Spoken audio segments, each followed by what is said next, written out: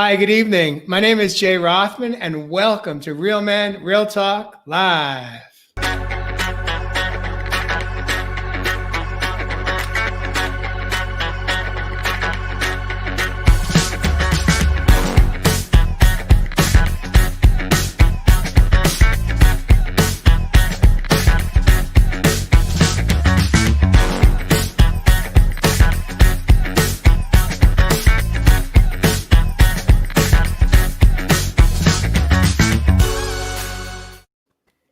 Again, welcome to the show this evening. My name is Jay Rothman. I am the host of Real Men, Real Talk Live. I am excited and honored to have sitting next to me in the studio, Mr. Jeff Fasano, coming in from Nashville, Tennessee.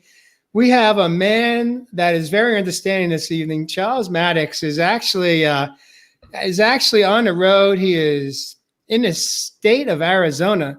Yeah. The show coming in remotely. Everest Love, the man of the land from down under, coming in from Australia. And on assignment this evening, unfortunately, Josh Richer is somewhere in a bubble on a production set for a major TV show.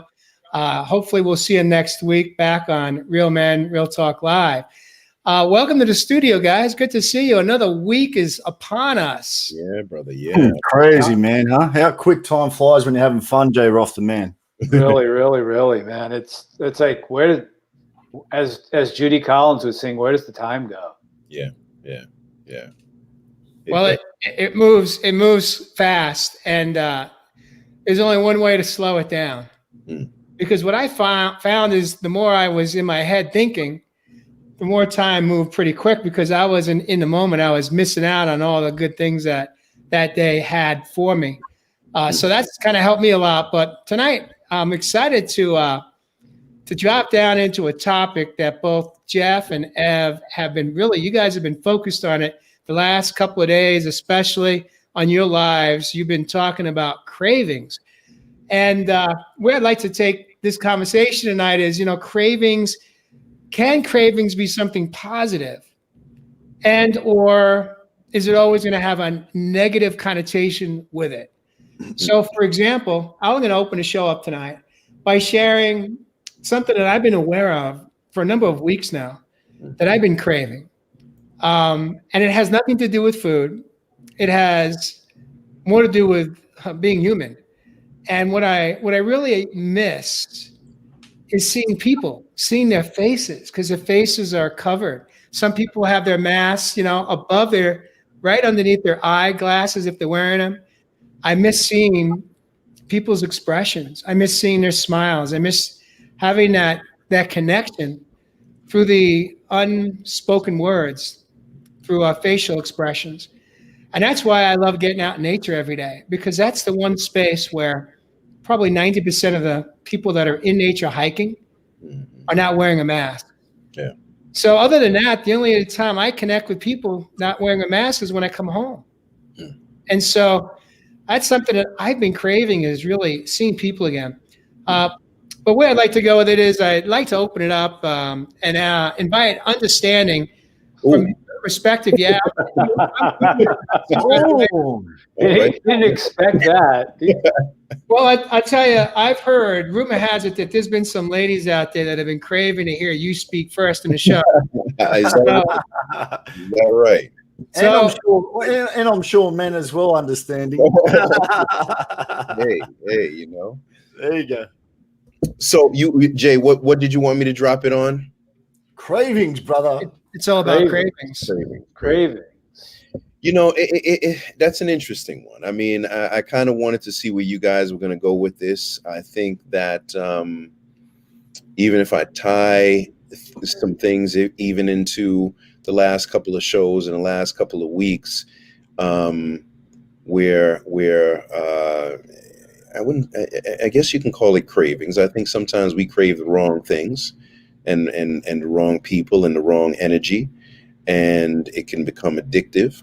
I know I've been talking to some friends who are going through some things, and when you hear it from the outside, it almost sounds bizarre that they're dealing with or allowing themselves to be involved in certain things. And to me, that's kind of a craving, because you don't allow yourself to step away from it.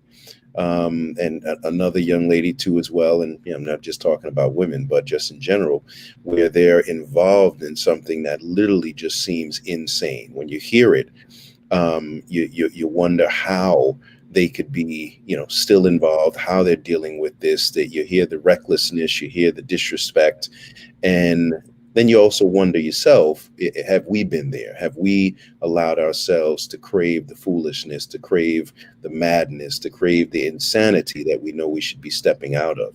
So that's one of the ways that I kind of thought of when we were talking about the craving, and being able to look from the outside in, and be able to remove ourselves from negative cravings. Interesting, brother. Craving foolishness. That brings me back about 30 years ago when I used to crave foolishness. When I first moved to New York City. I know I've been writing all week, and in the video I did today, I was, talking about physical distancing and social distancing right now. Forced into, I don't want to use the word forced, but into this quarantine thing and wearing masks. And I've been writing about feeling deprived of something. Like Jay just said, seeing people's faces. And the way I looked at it is in this period of time, I've been looking at what is important for me. What have I taken for granted in my life? And what I've taken for granted is that connection, seeing people all the time, seeing more of the people who I really, really care about. And all of a sudden, now that we've been isolated and separated, and we're doing Zoom calls, and we're reaching out more to a lot of people in our lives. And I look at what I have been deprived of, and maybe you guys and everybody out there can look at that too. And then from that comes this craving, and the craving from me, as Bruce Springsteen would call it, human touch. Really being connected with people one-on-one. I miss hugging people. I miss shaking people's hands. I miss seeing live music. So I've been craving an intimacy in my life that I probably took for granted before all of this happened. And I'm really realizing that as I do more work on myself and open my heart up more and move within, I'm really craving that intimacy, that human touch, hugs, and being with people in a community. Do you feel, Jeff, alone or lonely? Because I remember I told you guys, a couple of weeks ago, man, I had finished work on a Friday about 4 o'clock, and I'm like looking around the house like, holy crap, I'm alone. I'm lonely. And can those lead to cravings that obviously are bad cravings? I'm sure people are, hitting those dating websites. I'm sure, they're probably even at times opening themselves up to people who they normally shouldn't or wouldn't open themselves up to. What do you think, Jeff? Oh yeah, I mean, hey, welcome, Josh Richer. Josh, Right on cue. In the house. Guys. Good to see you, man. Great to see you guys too. There it is. Hey, So, folks, Josh, welcome, Josh. Yeah, Josh just burst through the bubble. Welcome. Somewhere outside or inside of a bubble in the United States. Welcome. Glad you could make it in. Good to see you, Josh. Josh, we've been hijacked by our cravings tonight. And as you just heard, Understanding just asked Jeff, I think, a really important question. So I'll let you pick it up, Jeff. Yeah, I've been listening backstage. It's beautiful. Keep going. Oh, you were? Yeah, I mean, especially for those of us who live alone. I mean, I've got 2 wonderful cats, and I'll tell you, I'm a very social person in my life. Being a photographer is a very social thing. Mm. And I'm out at shows, I'm doing this, I'm doing that. And when that was all cut off, all of a sudden I was like, oh, I'm not going here. I'm not going to City Winery. I'm not going here today. And I'm not seeing that band, and I'm not getting together with my men's group and all of that stuff. And at the very beginning, yeah, I live alone. I'm single. It got a little nerve-wracking, Charles. Yeah. It's like, wow, this is crazy. So then I started reaching out to people, more telephone calls, Zoom calls. But yeah, at times it does get a little lonely. Yeah. Yeah. Sure. Yeah. Ev, what do you make of this? What's your Interesting, perspective on it? Sorry, I didn't hear that. I said, what's your perspective on? Yeah, man, just listen to the brothers Jeff and Charles already. I guess, coming off this whole year, we're talking about this whole distancing, this whole social separation, and this, to me, initiation, all right, of really trying to understand what is really going on and why some of these things that we call cravings could be coming up in our lives.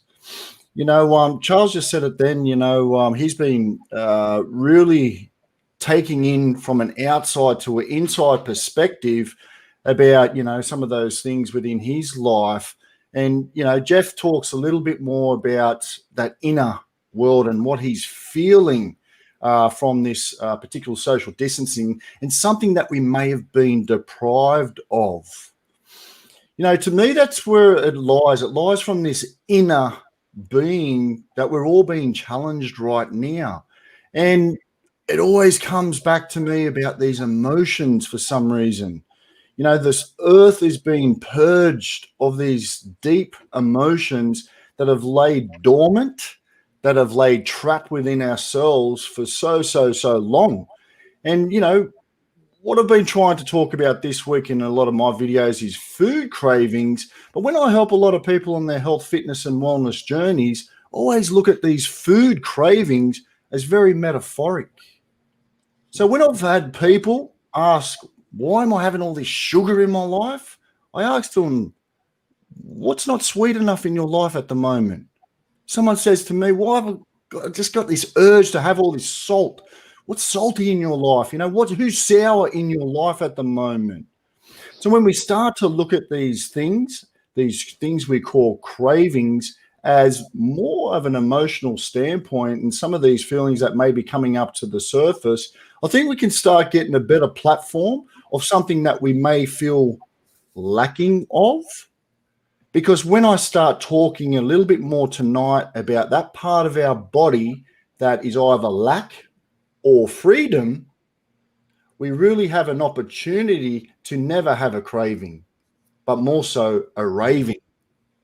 And I hope that makes sense. Yeah. Mm-hmm. Yep. Yeah, Like that. Yeah. I was just thinking, guys, that maybe craving is not right or wrong, but maybe not the appropriate word. Maybe what Evis just said, like a raving after, to fill our soul. Mm. I mean, and I think that comes in so many forms. I mean, do we crave and rave after, once again, I think that, people, they rave and crave after food. They rave and crave after, let's say, religion. They rave and crave after a relationship. Mm-hmm. And it's set themselves up in a situation where, because this rave and this crave takes over, we could put ourselves in bad situations going after something that is not healthy for us. I mean, what do you think, Josh? Oh, absolutely. I mean, you can get caught in that so easily. Yeah. But yeah, and it's I think just coming back to listening to the self and creating enough stillness in life where we can recognize what it is that maybe is underneath the craving. What's the true thing that's going on? Like Ev was saying, what is the body telling you? and giving it that stillness and that moment to listen.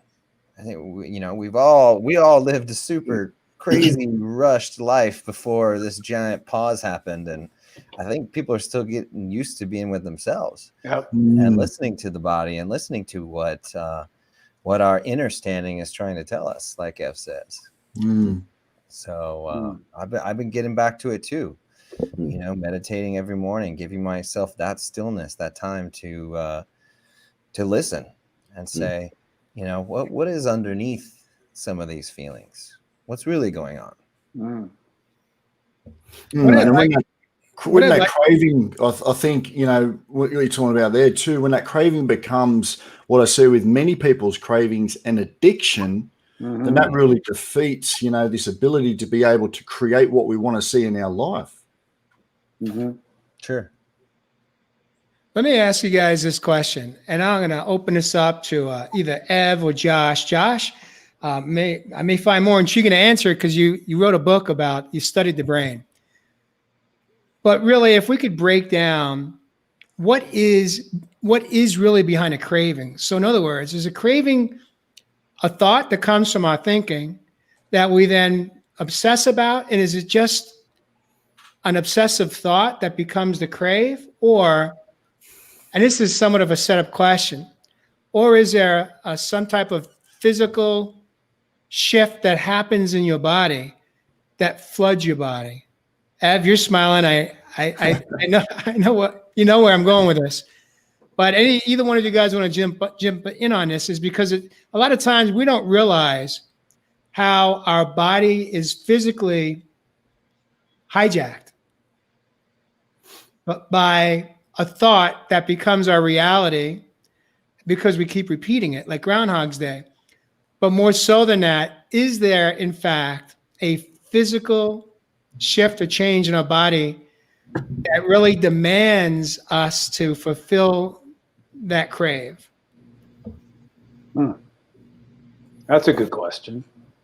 I want to hear what Ev has to say. What's your take, Ev? Really? I didn't want to get too sciencey on here, but look, from a science angle, when we start to understand and understand this craving, where it's coming from, we've got to start to think that prefrontal cortex or that frontal lobe of ours, it gets hijacked by a more primal part of our brain. And what happens here is that things like, and I've really researched a lot about a part of our brain called the hippocampus. All right. And the hippocampus has got a lot to do with memory.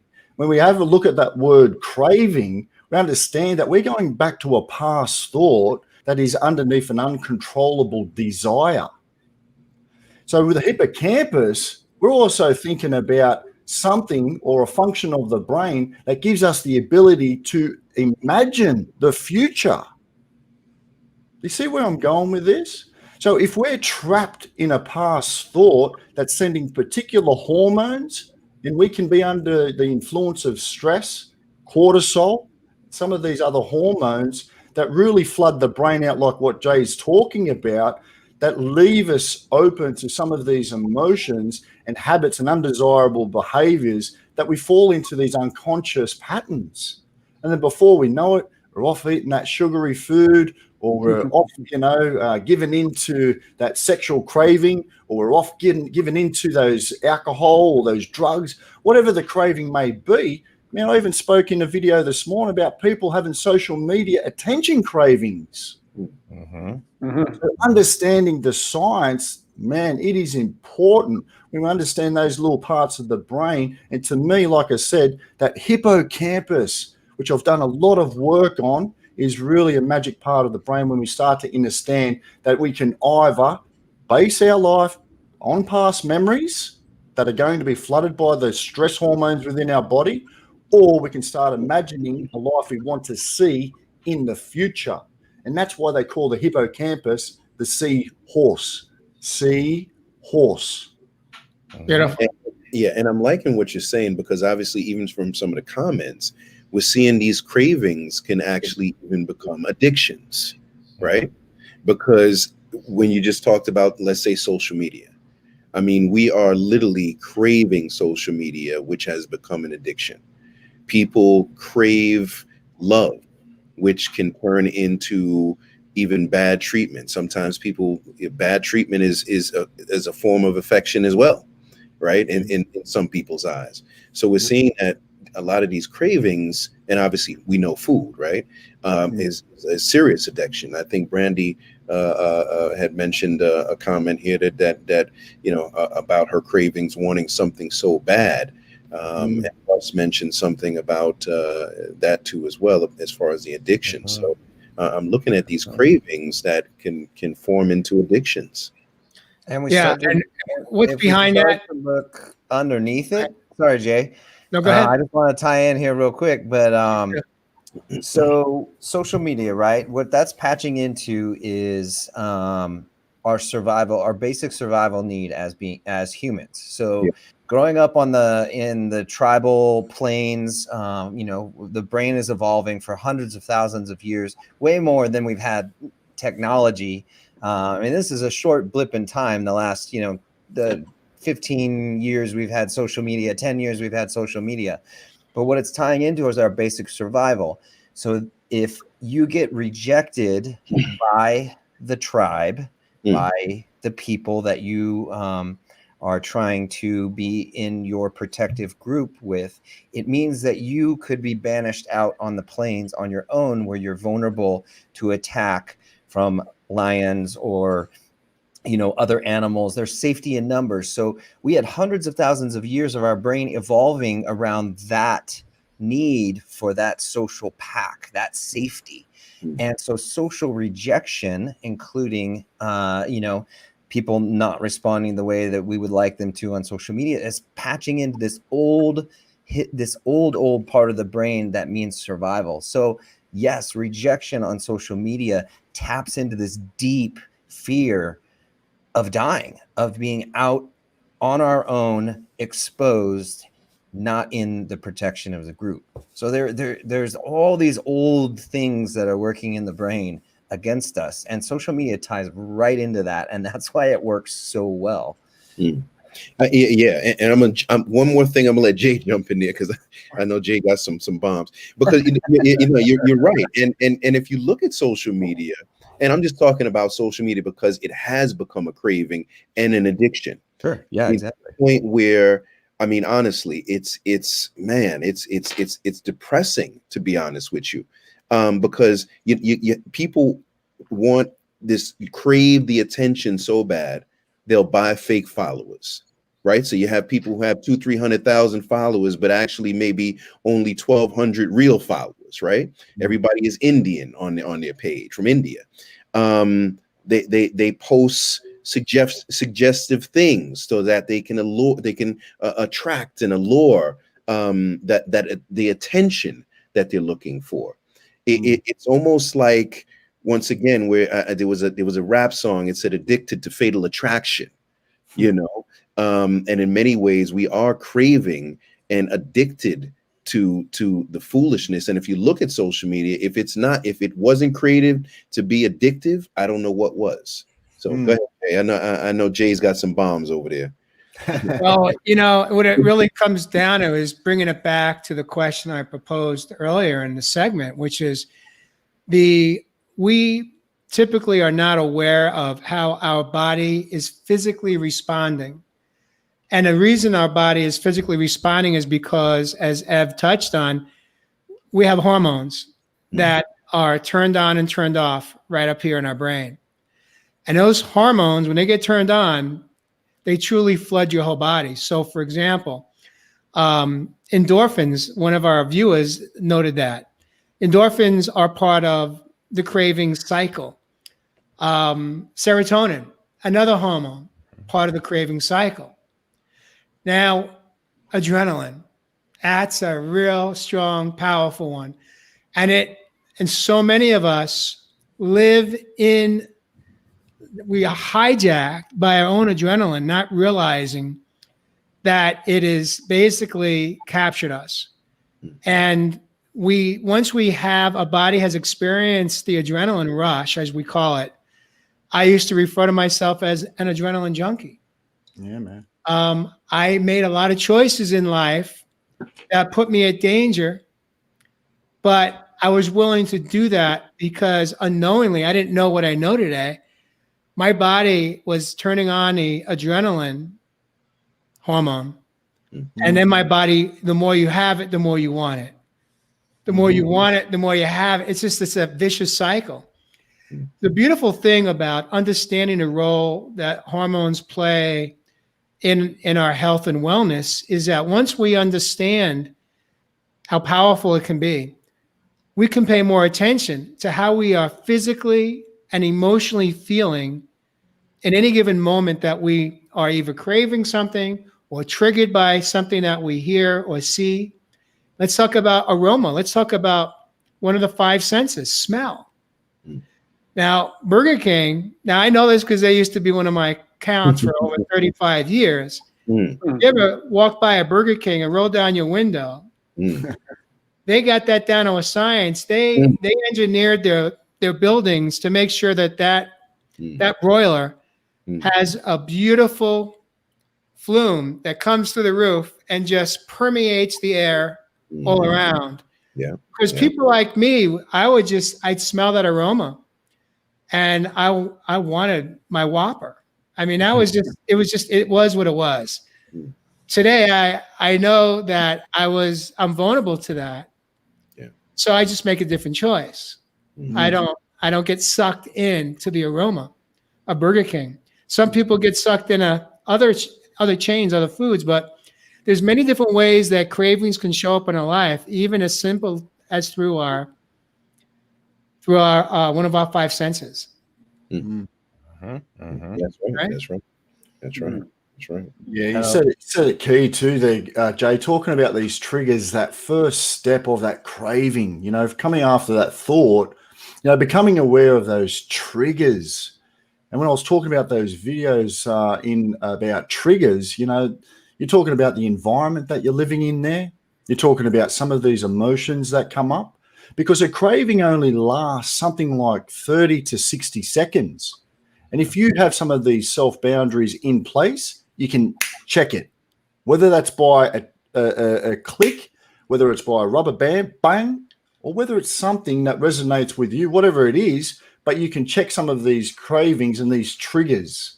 So definitely that awareness of that environment, brother. And when we start to become aware of some of those things, we can really manage some of these cravings, because, man, 100%, they reckon, or 97% of women are experience cravings, and something like 70% of men. So it's a part of who we are.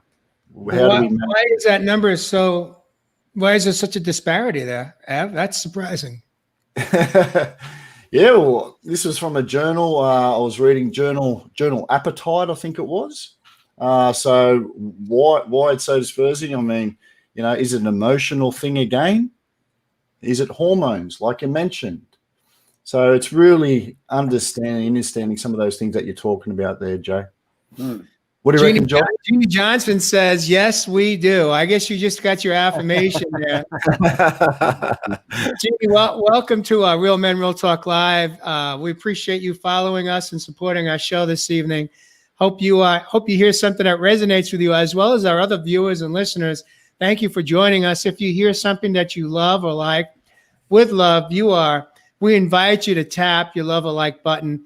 Light up the show, light up this conversation. If you have any questions for us, or even better yet, if you're willing to show some vulnerability tonight and share with us what is your number one craving right now, maybe we'll touch on it. Maybe we'll chat about it. Maybe we'll help you figure out how to overcome that. What's underneath it? So while we're waiting for our viewers to light us up with what is their number one craving, good or bad, share it, and let's see how this evolves. But what I'd like to do, Jeff Fasano, I think I probably already know what your number one craving is, but I'll let you share it again, unless something's come to you in this moment. What is your number one craving, and how are you working through it? Well, I'm going to kind of shift gears here. And like I just said a little bit ago, maybe craving is the wrong word here. I think we're putting a negative spin on the word craving. What I originally said tonight, what I want to look at is I want to look at it more in a positive way to fill your soul space. Mm-hmm. As you look at your life now, as you're taking a look at your life now, and you're going within, looking at what's happening in your life, where you are in your life, assessing what's going on inside of you, and looking at what is important for you, what is in the isolation or the separation. When we look at what is important for us, it's more of what we want that maybe is not happening right now. Like I originally said, intimacy. Like Jay said originally, I'd like to see people's faces. It's more, I'm coming from a place of more of filling up our soul on a different level, moving to a different level. So I guess using the word craving is, I'm looking at it not in a negative fashion that causes an addiction, but I'm looking at it, wow, I want to fill my soul. I'm filling my soul from within. But what is it that's more important to me now that I'm learning in this giant pause that is really important to me now, that is what I want to add to my life going forward? And as we said on Tuesday, Bruce Springsteen, I brought up the Bruce Springsteen song, Human Touch. And more of filling up our soul and with a craving of love, a craving of intimacy. That's not coming from a place that's because it's not there, but coming from a place, wow, this is really important to me now. And I want to fill my soul space to a greater level and a deeper level, because it's really important to me now to have that intimacy on a very healthy level, because now I know that in this time I've been with myself. So I'm looking at it that way. From a 3D point of view, my biggest craving right now is 2 slices of pizza. Got everybody who's trying to be good, ready to go out and get a Big Mac, Whopper, and 2 slices of pizza. No, man, I'm way too Italian for a Big Mac or a Whopper, man. But anyway, Ev, let me ask you this. The other day on one of your lives, I picked up on a replay, hashtag replay. You admitted something that you used to think a lot about. Anything else? Anything else in your mind, or are you going to stick with that? Yeah, man. I showed some vulnerability. A lot of people wouldn't have realized that I had an addiction to Nutella, man. Nutella, the chocolate Nutella. Oh, That was back in 2013, and it came off the back end of a belief system. So we go back to these old belief systems, and at the time I was in the Body World fitness modeling circuit, and one of those things before you jump up on stage was all about carb loading after carb depleting. So on the circuit, it was that you have your tub of Nutella in your bag to carb load after all the carb depletion, because it would fill out the muscle. But in that journey and in that process, what I didn't realize was that I was forming an addiction. Because why? Because sugar craves sugar. So I opened up about that, Joe. No Vegemite. There's no Vegemite. No Vegemite, man. Aussies love Vegemite. Come on, brother. But yeah, man, and that's pretty serious, because I've helped a lot of people through that addiction of sugar to some of those particular products. I don't think Nutella would fill your soul, though. Well, I've moved on to Nutella, Jeff. So I always look at alternatives instead of preservatives now. There you go. Is it Nutella or no telling? No telling. No, Ev, it's crazy though. I thought was a couple of years ago, maybe it was more like 3 or 4. I thought I had candida in my gut, and the only way to kill candida is to have no sugar at all. Candida feeds on sugar. So to get rid of it, you have to have like none, like not a strawberry, not dressing on your salad. I mean, there's sugar in everything, but not even fruit. I had to starve it for 3 full months. Man, the first 2 weeks, my body was screaming for sugar. Yeah, and I man. work on sets, and I pass that damn craft service table with M&Ms and red vines and gummy bears and any other thing that my body was just dying. And I found myself hovering around the table with that battle in my mind, you know? And How did you overcome it? it does crazy shit to your head because my mind is like, you can have a little bit. It's not gonna be a big man. deal. And I'm like, no, I can't have any, because I would have to reset and start the 3 months over again if I had one gummy bear. Yeah, And man. I did it for 3 months, but the first 2 weeks were hell. I will full on admit I was having like Braveheart style battles in my mind. Freaking guys in kilts throwing rocks, and I mean, it's everything. The mind was just back and forth. So yeah, sugar craving is real. Hey, I just saw a question from Jill, our wonderful friend, and supported Jillian Bowie, asking, so are there healthy cravings and unhealthy cravings? And my answer to that is yes. Jeff, when you were talking about the word craving seeming negative for what you desire in your life, I was trying to find another word. Can you guys have another word for? I don't know. I mean, because I use the word crave. Wow, you know what I'm craving? I'm craving to go see a great band tonight because it fills my heart, it fills my soul, it raises my resonance and vibration. And that's why, keep going, Jeff. Sorry. You know, so it's about looking at the word craving, and the first thing people, and actually it didn't do this for me. When I thought about craving and we brought it up, I was thinking about filling the soul. What am I craving that's healthy? Desire.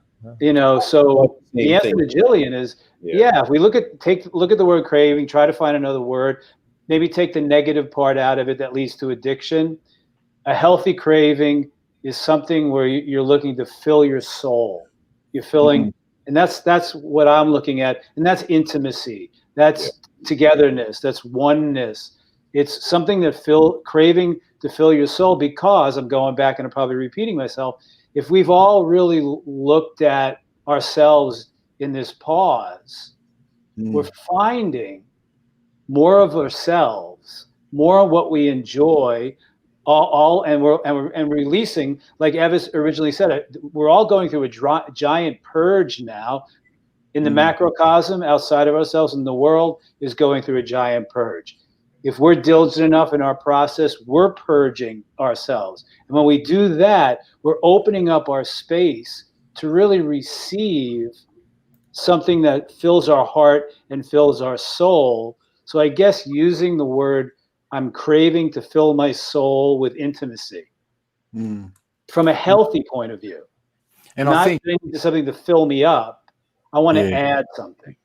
And McGee hit it on the head. Desire. Because when we do look at that word craving, you know, we have a look at the meaning, and it is a uncontrollable desire. Yeah. And even if you broke down the word desire, sire actually comes down to majesty or something star of.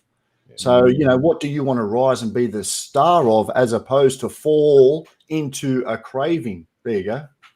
I know, obviously, you know, I'm a big fan of Alan Watts, and one of the first words in one of his speeches is, "What do you desire? What makes you tick?"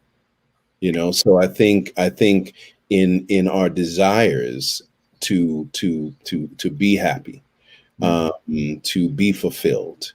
It maybe obviously the word craving may not be the perfect word, but I think desire into what makes us happy, what makes us fulfilled, what gives us that joy, what allows us to say, I'm happy. I asked somebody today, are you happy?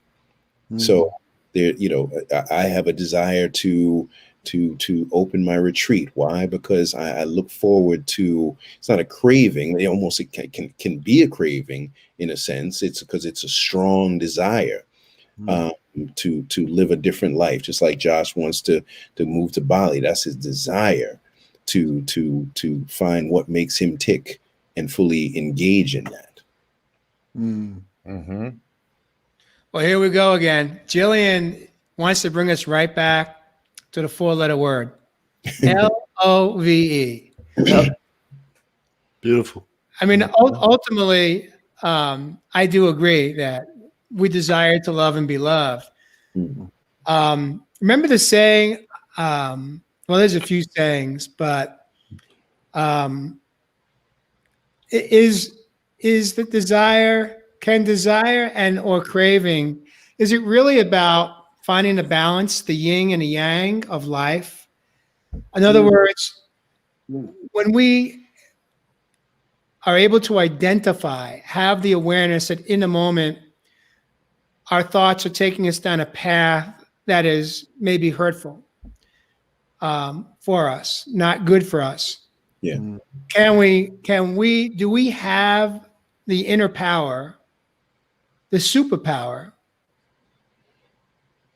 to flip it, to turn it off, to switch it from the negative craving to the healthy desire? And what can that look like? How do we turn it off? Because I think ultimately we all have these urges, these feelings, these needs. Are they feelings? Again, how much of it is a feeling versus at what point does your body, your physical body, take over your thought and bring you into your hormone release? And so how can we manage that in a healthier way so that we step out of the craving and step into something that's healthier for us, that brings us some calm, stillness, freedom? And the answer is yes, Jay. And you know that I've studied this a lot. And the brain is like it's like a wild horse. And I was just talking with somebody today about this, and it's like the horse wants to run and you got to grab the reins and say, nope. And the horse tries to take off again. You say, nope. And it takes practice. And so the answer is yes, we can do it. You can watch your thoughts, you can observe your thoughts, and you can say, wow, this is just the brain, crunching data or taking in, stuff from the world. And this is just a craving. This is my body, craving sugar or something else. And you can just recognize it in the moment and say, nope, we're going to think this instead. We're going to change our thoughts. We're going to, it's called reframing. We're going to reframe our thoughts into something more supportive or constructive. And this process isn't done with judgment.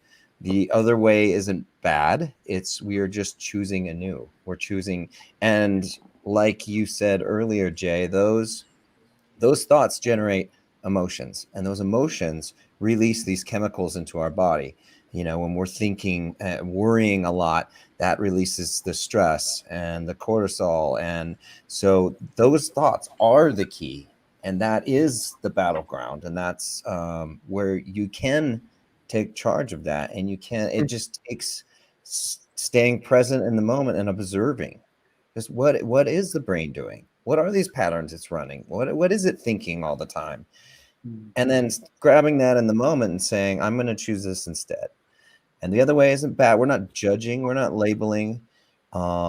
It's not bad. It's just a thought, and we can choose new. I think we can get lost in our minds too as well, right? Because for sure, we while it's easy to say, there are times when we find ourselves in the midst of these desires, these cravings that have turned into addictions, and we don't even know. We see it, but we don't see it, and we're living in it. We're swimming in it, and next thing you know, we're just like, we don't even understand what's going on with ourselves. And even though we try to pull from it, just like an addiction to a drug, a cigarette, or a food, or even a relationship, it becomes at times so hard to pull out of it that you don't even realize, that you're swimming more, just like the sand, the quicksand. Every stroke, man, you're finding yourself actually sinking deeper and deeper until you hope that you wake up and say enough is enough. Here's another question that just popped up. Mary Kelly says, if we took care of ourselves, would we crave anything? Well, Anybody want to jump on this one and answer it? Give your I think it goes back to the word crave again. I feel like I want to let that word go. Okay. Let it go. Yeah, and so if we do take care of ourselves, and we do nurture ourselves, and we do love ourselves and do the inner work, we're going to desire a constant soul fulfillment. If we do the inner work, take care of ourselves mentally, emotionally, physically, and spiritually, we are going to continually to desire to fulfill our soul and live our lives on a soul level constantly. We could use the word crave, but I think it's more of where I'm coming from is just this desire to fulfill the soul's desire, which is to fully express the experience of who we are. And then when we're filled from the inside and we have that, then we can go outside of ourselves and say, what is going to add to that? What is going to enhance that? What is going to do that so we can move into a collective consciousness of community where that is sustainable? Then we're probably not craving anything outside of ourselves to fill something up. I like that. Beautiful, Jeff. I like that. How do we not crave or let the negative desires pull us into madness? You've got Evis's phone number, my phone number, Jay's phone number, and Josh's phone number. We all of us hit blind spots. No matter how evolved, elevated we are in our process in life, we're going to hit a blind spot. And then we may make a choice in that blind spot. And when we do hit a blind spot in that moment, and maybe we know it and we're aware of it, that's when I call Josh. Say, dude, this is what's going on here. And I can't see it. I can't see something. I'm in this blind spot. Can we process this? So, and it's to give us, have empathy for ourselves that we do hit blind spots, that we're human and hit blind spots. Yeah, I like that. And here's another suggestion. Another word is yearning. I wonder, guys. If the word craving, if we do some research, I know there's someone in our viewership that will take the time. Where did it really come from? I wouldn't be surprised if it wasn't a word that was embraced in Western medicine, because there is the negative connotation. And as long as somebody comes in to see a psychiatrist or their general practitioner, and they're obsessing about something that is negative, there's a medical code they could assign to that craving that then has a pharmaceutical that can help relieve the craving. Boom. There you have it. So, Jeff, I like your idea of I'm going to practice dropping that word from my vocabulary and really look at it more as a desire and as a yearning. Now, I'm also going to answer, from my perspective, the question that Mary asked earlier. I think the question was, if you do all that self-care, do you still have these desires or yearnings? I do self-care very consistently, daily. Yeah, but it doesn't mean that it's enough. I still have yearnings. I still have a desire to connect with people outside of myself. So, I'm watching these comments light up tonight. And I'm seeing a pattern, which we see quite often, which is it's an inside job. If we take care of ourselves, we'll be okay. And I challenge that to an extent, because yes, it is an inside job. But even when we take care of ourselves, I think part of being human, as I think Brandy said, human nature is such, we still have a yearning for connection, intimacy. with people outside of ourselves. Now, hopefully, that's healthy intimacy, not toxic, hurtful connections with people, because they're in fact millions of people live in that world too. That's the adrenaline hook. We get hooked into that unknowingly, and we keep feeding that animal. But I do believe that even when we are taking care of ourselves, we still have needs. As I shared on the last show, I had a need to have a little bit more communication with Mary one-on-one. And in that area, it was a yearning that I had from her. Now, the beautiful thing was that, that was after I just came out of nature. So I know I didn't have a bad hike. I didn't have a bad day. Actually, nature is what brought me to having the courage to bring it up to her and share with her what I needed or wanted or desired from her in that moment. And there's where, we get to create that balance of taking care of ourselves, but also being aware of other desires that we have out from outside influences that will bring us more joy in our life, more bliss, more happiness. What do you make of that understanding? Yeah, I was thinking of something that Alan Watts had said, and it's we I forget how we said it, but we always have to be doing something. And I think that at times, because our mind moves the way it does at times, that we're always looking for something to desire, something to crave, something to be a part of. We don't allow ourselves at times to just be in the moment, to just be, right? We have to watch TV. We have to have the girls. We have to go to the movies. We have to do something.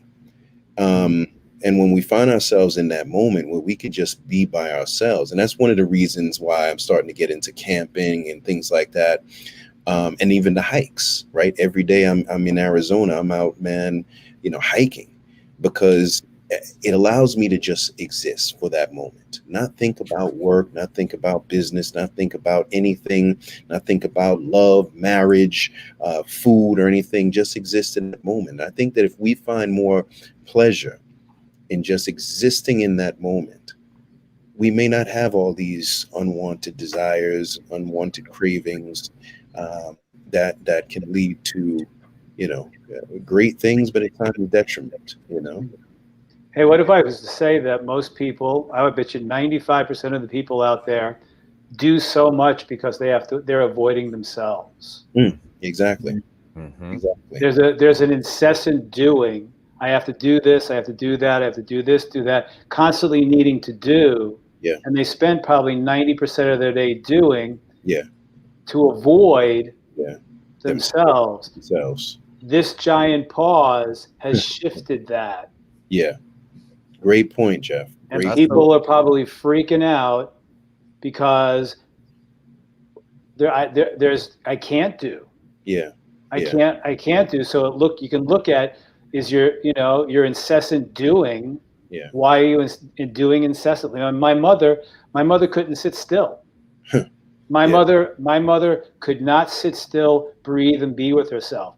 It's either she was doing something, cleaning something, or talking incessantly, which is where I learned to talk. But the incessant doing is because most people are doing and doing and doing to avoid themselves. And if you think about it, that's why we have all these tools, these so-called apps, right? Because you go from Twitter, you go to TikTok, you go from TikTok to Twitter, to LinkedIn, you go from LinkedIn to Facebook, you go from that to OnlyFans. There's no break. Then there's TV, then there's a new television show. We're rushing out the door first thing in the morning to go get our coffee from Starbucks. Then from there, we're racing to work. At work, we're texting and talking and doing everything and barely working, racing with our minds, thinking about lunch. Then from lunch, racing back to work to think about dinner. Then we're racing back. I mean, it's a constant craving of movement. And very little time to just say, let me do nothing. but exist. And What do you think I that was is? very much in Why my is- past a human doing, not a human being. Yeah. Very much in my past. Why is that, Charles? Why do you think it is that we just want to do it? We just Well, want. I think Jeff hit it right on the head, and same with Alan Watts. I think that we're not comfortable with ourselves.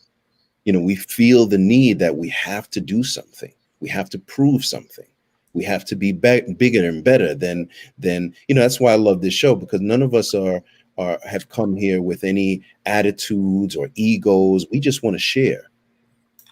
And if something good comes from that, to be able to share more, that's really where our heart and our desire is. It's not because we want to be stars. You guys know I'm fighting to get out the limelight. I don't want to be in this, but I know that together we have a strong component that we can change lives. Even today, somebody said, you know, because I said, man, you know, my setup wasn't right, so on and so forth. And they said, man, don't worry about that, man. You know, you guys are changing lives. So, you know, I had to step out myself and say, no, don't worry about the bad lighting and I don't have the camera here. Just get out there, man, and change something and be a part of something that is greater than ourselves and allows us to unwind. You know, we don't have this phone attached to us. We don't have all these movements. We're just here and we're existing in this moment, and we walk away learning, giving, and allowing others to have something to think about. If we take a look at our doing, if we really want to take a good long look at our doing, like Charles just said, if we really sat back and looked at our constant doing, and then really be honest with ourselves and saying, why am I doing all of that stuff? You start to let it go. You start to remove the conditioning and start to get with yourself. You can move to a place of being and then do more with purpose. You're not just doing to avoid. Then through the being, through allowing yourself to really be, then you could look at your doing and what am I doing that has purpose to it? And you just nailed it on the head. That's what we're doing here. Our doing here has purpose. Yeah, exactly. And it's not just talk. A lot of people talk about being something or giving something, and it's all just fluff.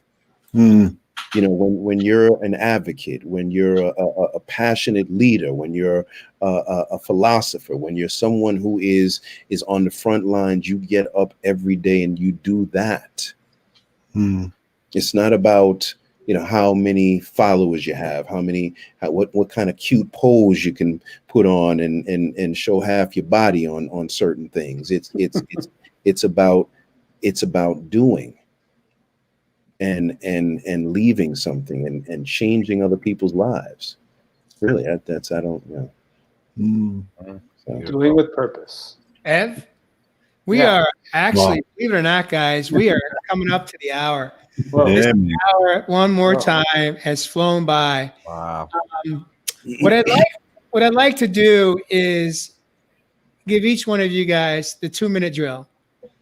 You got 2 minutes to drop a bomb, drop a tip on how we could become more being present for ourselves, and so that we don't live in that feeling of lack, which I believe is a large part of what creates the yearning for something, that strong desire, that CRAVE word that started the show out.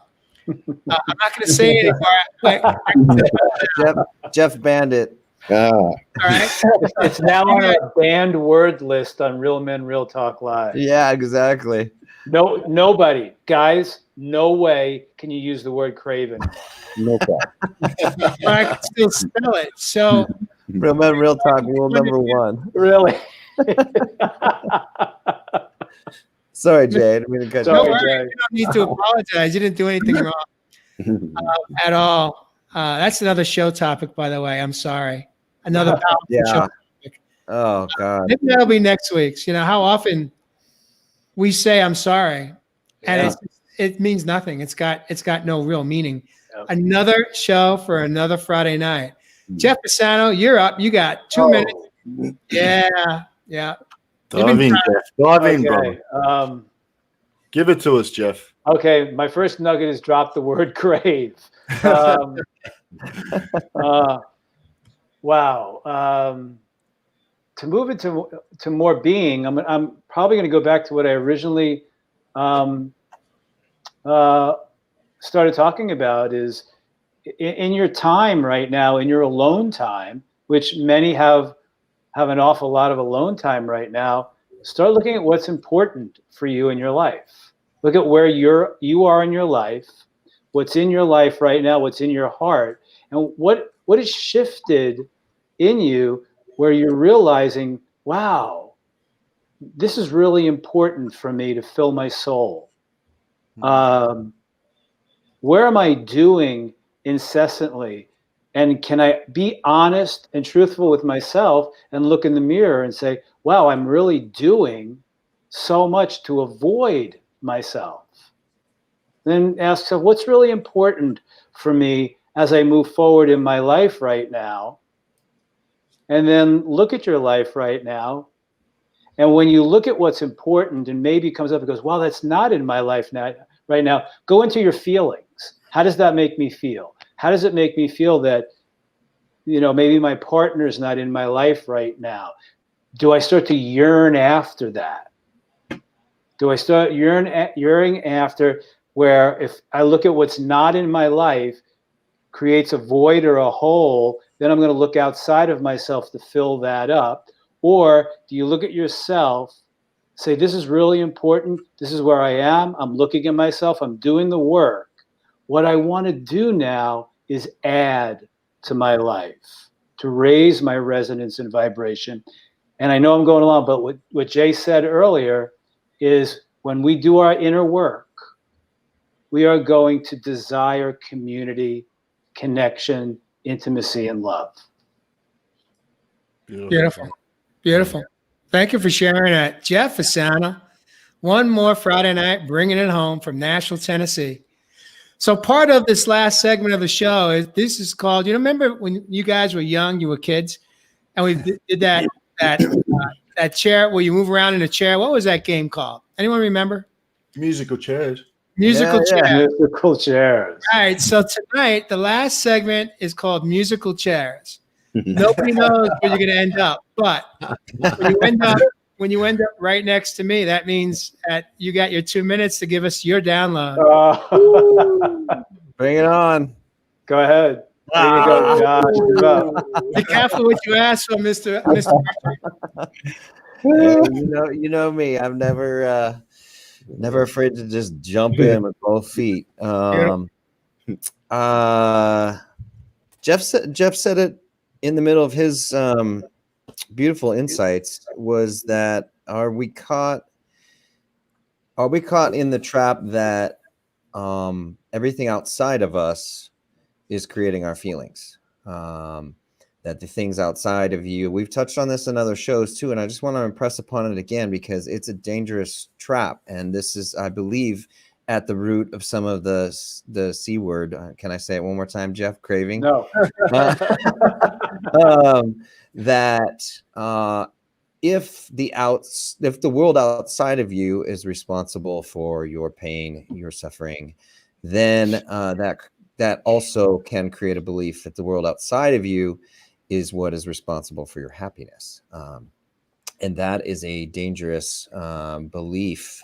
And I had it too. I am guilty of it 1000%. And when we start to switch that belief and truly, truly, truly know and trust that our thoughts inside generate our emotions, and those emotions create feelings, and that creates the endorphins in our body and all the good stuff, that we can create happiness from within. We don't need to always accept the temptations from the outside world.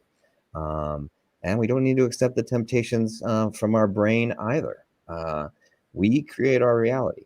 And I think It's that I'm gonna burn my 2 minutes on that one. Beautiful. Beautiful. All right. Well, thank you for sharing that, Josh, Richard, and also thank you for jumping in. You know, I say we're never late. We're always right on time. And so thank you for literally jumping off of set to make it into the studio tonight. Yeah, thanks, brother. Yeah, really appreciate you for showing up. This space is amazing, and I love you all, and I trust you guys so much to just show up and be vulnerable here every week and not know where this is gonna. It takes an immense amount of trust to just show up and bring your whole heart and say, I don't know where this is going, but where it's going is great. True. All right, who's up? Hey! Oh, Understanding. oh, look at that. Looks like the chair has landed on you, buddy. I've been waiting with bated breath to hear minutes. Give us a quick 2 minutes, man. I've been craving Evis Love's. Thanks, my brother. Much love to you, my man, and much love to my brothers and sisters on the other side of the pond and here in the land down under. And, you know, these beautiful conversations, they just give us really the ability to understand, and really understand what's going on down here on this planet we call Mother Earth. And to really understand, we have something what is called our super badass superhero 5D higher self trying to come into the body full time, not part time, not casual, but on full time rates. You know, for far too long, we may have been fallen into some of these things called this C word that Jeff mentioned not to say anymore. We may have been fallen into some of these desires.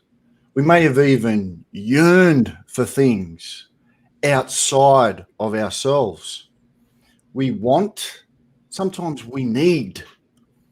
But if we just allow some of these things we call triggers, because triggers are important. They bring us back to the present. They bring us back here. They bring us back to the now.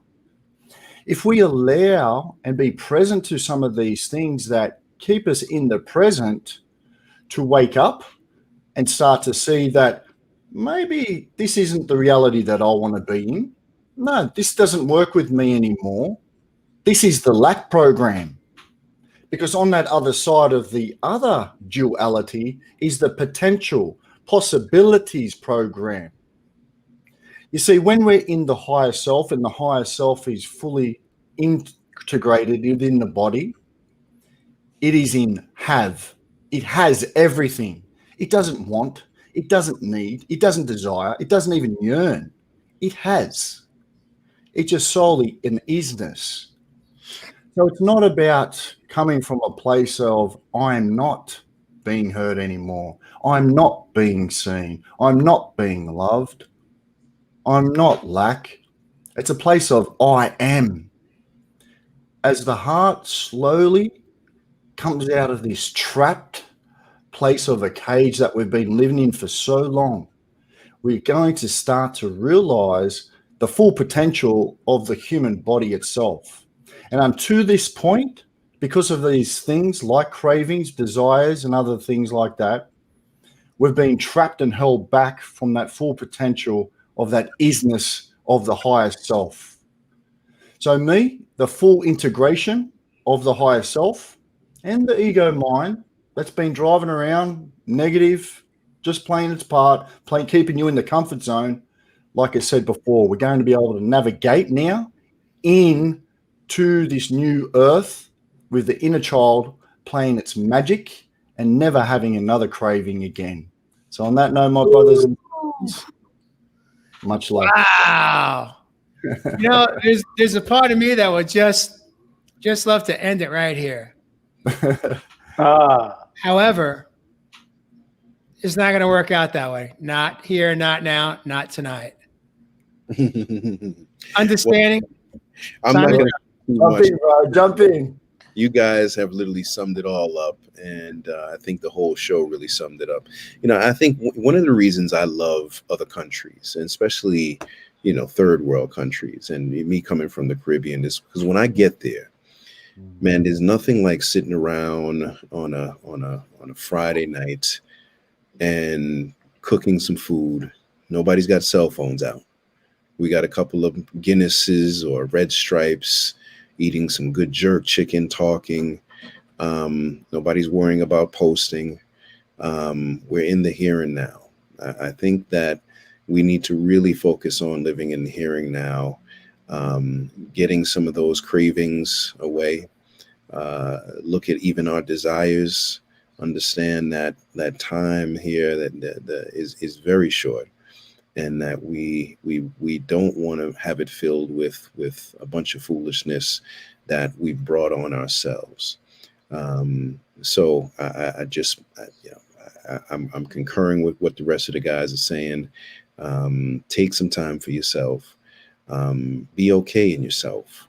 At times I'm not that way. I love people around me, and God knows I don't like to per se be alone. So those are things that I'm working through too as well. And that's why I take my time to do my walks and just get out there and have my one-on-one, and try to meditate and not keep myself busy with the distractions. So Beautiful. Beautiful, my brother. Love that. Mm-hmm. Love everything I heard tonight. Everything. I can't put myself on a hot seat. That is interesting. Maybe I can. Yeah, there I go. There you go. all right. There's a will, there's a way. Yeah. Yeah. Beautiful show tonight. What I loved about this show is it can be a difficult topic, for the obvious reasons, but yet we found a way to create laughter and love in this show tonight. I can easily get emotional, and I'll always give myself permission to do just that. Because what I learned in my healing journey is real men do cry. But for me, what I have yearned for and desired over the past 5 years of my own journey of my life has been the process of coming home to myself, because I had lost myself. And through that process, early on, I had this idea that we could make a difference. I could make a difference, not just in my life, but in other men's lives and women, and create a platform where we could become change makers. That, besides my health, was probably my second or third strongest desire, was to touch other men, especially that were caught up in the rat race, in a dream that for me became a nightmare in my own life. And through this process, I never gave up. I just stayed with it. And therein lies truly what I think is behind the CRAVE word, which is that we desire something that we really want badly. And it doesn't have to have a negative energy to it. It doesn't have to bring us down. It not only can lift us up, but it can lift up people around the world. It can lift up other men, especially, who are struggling and suffering. I see these men. I see so many men that obesity is through the roof. And I saw last night a beautiful family, husband and wife, 2 children, couldn't be older than 10 and 12.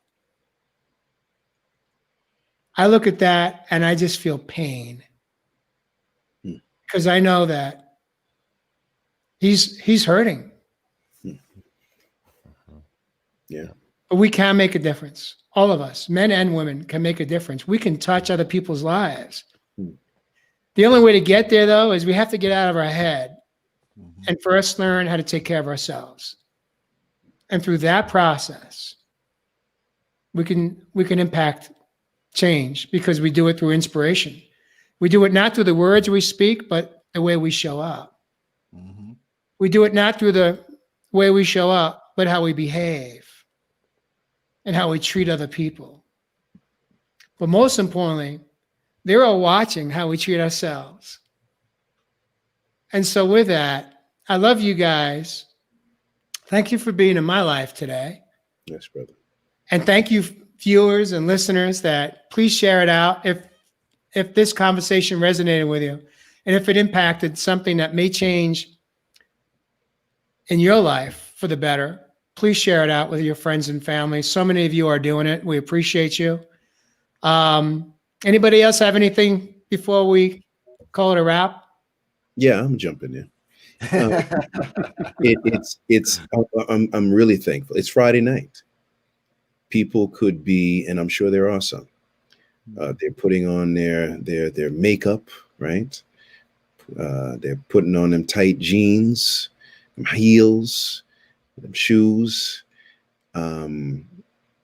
and we chose to be here to try to impart some wisdom and some love. So, I do hope that those who are watching, really do the same. Figure out how you can touch somebody's life. I mean, every day I get up and try to figure out, and even with, I know the guys with this show, because it's a passion. We try to figure out not only because we meet during the week, we talk about things. We're always looking to improve and push this message out there. So we hope that and that those who are watching figure out what they can do for somebody else today. If they're not going out tonight to the party or wherever it may be, the Corona party, that they figure out, hey, you know what, who can I touch? Who can I reach out today?